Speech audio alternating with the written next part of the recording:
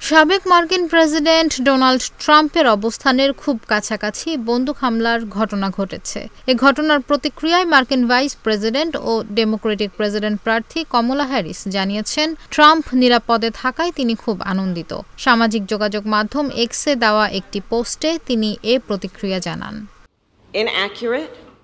ওই পোস্টে কমলা লেখেন, সাবেক প্রেসিডেন্ট ট্রাম্প এবং ফ্লোরিডায় তার গলফ কোর্সের কাছে গুলি চালানোর বিষয়ে আমাকে জানানো হয়েছে। আমি আনন্দিত যে তিনি নিরাপদে আছেন।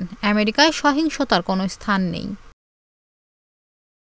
মার্কিন সংবাদ মাধ্যম নিউ ইয়র্ক টাইমস জানায়, স্থানীয় সময় রোববার ফ্লোরিডার ওয়েস্ট পাম বিচে ট্রাম্পের গলফ কোর্সে সাবেক মার্কিন প্রেসিডেন্ট ডোনাল্ড ট্রাম্পের অবস্থানের খুব কাছেই বন্দুক হামলার ঘটনা ঘটে। হামলার সময় গলফ খেলছিলেন ট্রাম্প।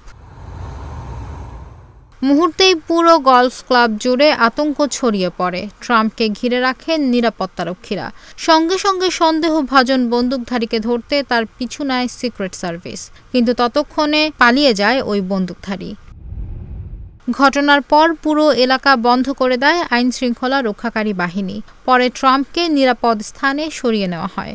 আসন্ন প্রেসিডেন্ট নির্বাচনে রিপাবলিকান প্রার্থী ডোনাল্ড ট্রাম্প সুস্থ আছেন বলে জানিয়েছে তার প্রচারণা শিবির।